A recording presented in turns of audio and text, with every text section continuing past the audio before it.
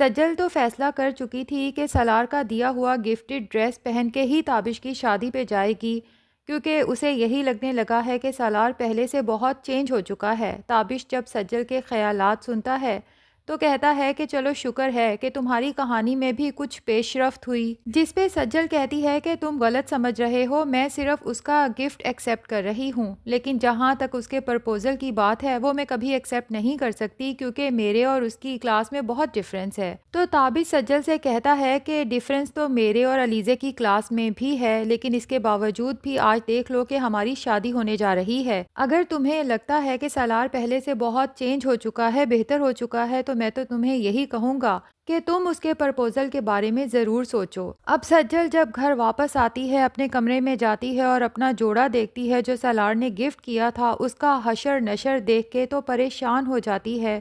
राबिया जब कमरे में आती है, सज्जल के ड्रेस का हाल देखती है तो वो भी खासी परेशान हो जाती है और सज्जल से कहती है कि ये तो तुमने बहुत शौक से मंगवाया था, इतना महंगा जोड़ा, इसका ये हाल कैसे हुआ। सज्जल खुद भी परेशान होकर अपनी माँ की तरफ देखती है तो राबिया के दिल में चोट सा आता है कि कहीं सज्जल ये ना समझे कि मैंने इसके जोड़े का ये हशर किया है। फिर यकदम राबिया को याद आता है कि आज रमशा आई थी राबिया को जोड़ा गिफ्ट करने जो वो ताबिश की शादी पे पहनने वाली है, और जब वो सज्जल को बताती है, सज्जल को सारी सूरत हाल समझ आ जाती है कि ये सब किया धरा रमशा का है।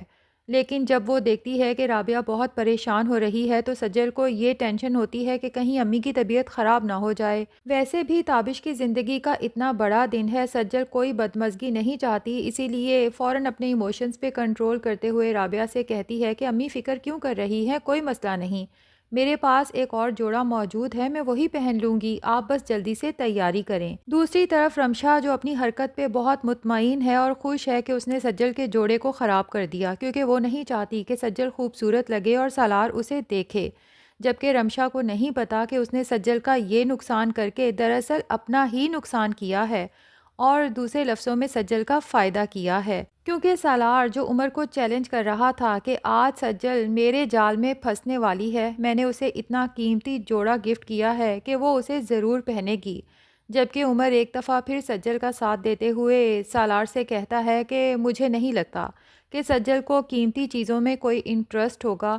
जबकि सालार कहता है कि अगर उसने आज मेरा जोड़ा पहन लिया तो मुझे यकीन है कुछ दिन तक मेरी दी हुई रिंग भी पहन लेगी, जिसके बाद मैं ये शर्त जीत जाऊंगा और तुम्हें ये बात मानना ही पड़ेगी कि सलार पाशा हर तरह की लड़की को फंसा सकता है। इतने में सज्जल अपनी माँ के साथ जब फंक्शन में एंटर होती है तो उमर सालार को इशारा करता है कि वो देखो सज्जल आ रही है, और सालार जब सज्जल को देखता है कि वो उसके दिए हुए ड्रेस में नहीं बल्कि किसी और ड्रेस में है तो वो गुस्से से लाल पीला होने लगता है और कहता है कि ये लड़की खुद को आखिर समझती क्या है। अब जाहिर है कि सालार हार मानने वालों में से तो है नहीं, वो सज्जल को नीचा दिखाना चाहता है, इसके लिए वो किसी हद तक भी जा सकता है। तो फर्दर वो तैमूर पाशा से सज्जल के साथ शादी की ख्वाहिश का इजहार करने वाला है, लेकिन सालार ये नहीं जानता, अलबत्ता उमर को ज़रूर एहसास हो चुका है कि सज्जल से बदला लेने के चक्कर में सालार सच में सज्जल से ना सिर्फ इम्प्रेस हो चुका है बल्कि उसकी मोहब्बत में भी बुरी तरह गिरफ्तार हो चुका है। और यही सब कुछ रमशा के ख़िलाफ़ जाने वाला है जो सालार से शादी की ख्वाहिशमंद है, क्योंकि जब तैमूर पाशा से सालार सज्जल के साथ शादी की ख्वाहिश का इजहार करेगा तो तैमूर पाशा भी सालार का साथ देगा। वैसे भी उसे सज्जल बहुत पसंद है क्योंकि उसमें मेहरुन्निसा की झलक नज़र आती है।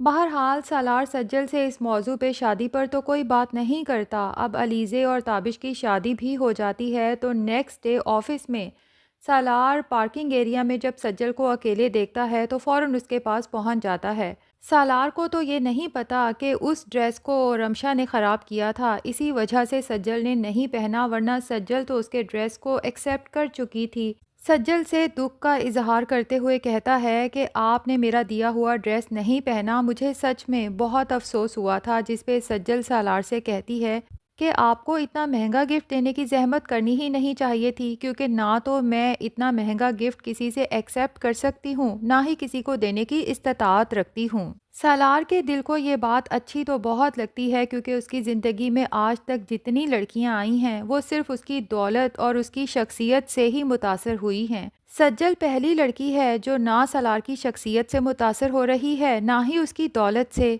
लेकिन फ़िलहाल तो सलार की ईगो हर्ट हो रही है कि ये लड़की किसी तरह से भी फंसने का नाम ही नहीं ले रही, तो अब सालार नया गेम खेलेगा। खुद को सज्जल के सामने बहुत ही दुखी इंसान शो कराएगा कि जिसके पास दुनिया की हर चीज़ है, लेकिन इसके बावजूद वो बहुत अकेला है, क्योंकि ना तो उसका कोई बहन भाई है, ना ही माँ बाप हैं।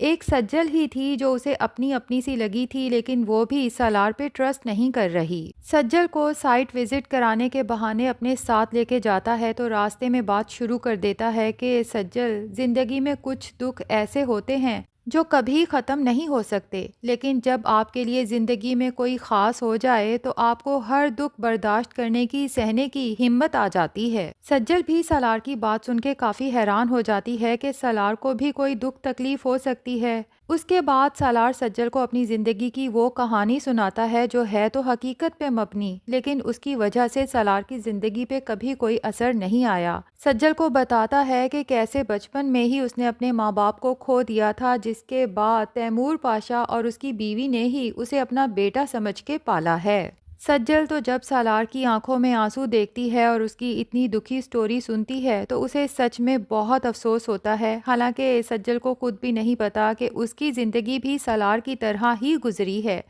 जिसे वो अपनी माँ समझती है, दरअसल वो उसकी माँ नहीं है। उसकी माँ तो उसे पैदा करते साथ ही दुनिया से चली गई थी, जबकि उसका बाप जिंदा होते हुए भी उससे दूर है। दूसरी तरफ अलीज़े, जिसने ताबिश से शादी भी ज़बरदस्ती की है, लेकिन अब उसे ताबिश के लाइफस्टाइल में, उसकी माँ में हज़ारों नुक्स नज़र आने लगेंगे।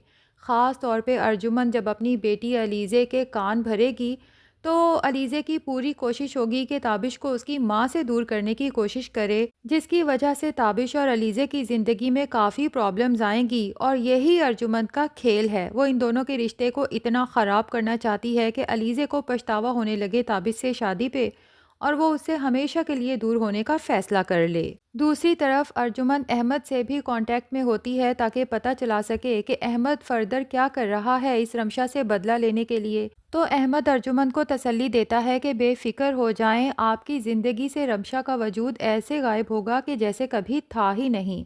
अर्जुमंद भी अहमद को धमकी देती है कि अगर ऐसा ना हुआ तो तुम्हारा वजूद ज़रूर इस दुनिया से मिट जाएगा।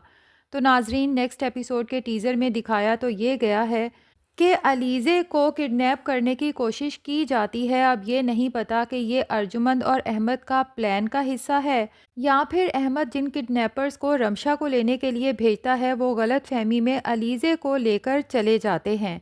ये सब तो पता चलेगा हमें आने वाली एपिसोड्स में। आपको ये ड्रामा कैसा लगता है कमेंट सेक्शन में ज़रूर बताएं, और अगर हमारे चैनल पे नए हैं तो प्लीज़ चैनल को भी सब्सक्राइब कर लें।